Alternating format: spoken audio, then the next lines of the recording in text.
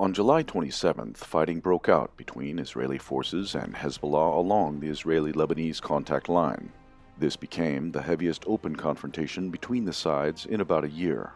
The incident occurred in an area known as Chabah Farms, which was occupied by Israel in the 1967 Middle East War. Israeli shelling started at around 3:30 p.m. local time, which lasted for about an hour and a half. The Israeli Defense Forces, IDF, claimed that they had repelled an infiltration attempt by a Hezbollah unit and there were no casualties among IDF forces. The exchange of fire came as the IDF was on heightened alert for a possible attack by Hezbollah after an Israeli airstrike in Syria killed a Hezbollah member earlier in July. In a televised address, Israeli Prime Minister Benjamin Netanyahu warned Hezbollah that it is playing with fire and stated that Hezbollah and Lebanon bear full responsibility for this incident and any attack from Lebanese territory against Israel. In its own turn, pro-Hezbollah sources claimed that Hezbollah targeted a vehicle and a battle tank of the IDF with anti-tank guided missiles. Hezbollah itself described Israeli claims about the outcome of the clashes as fake and aimed to boost the morale of Israeli forces by fabricating fictitious victories. It also rejected reports about strikes on IDF targets. The answer to the martyrdom of our brother Ali Kamel Moshen in the vicinity of Damascus airport has not been given yet.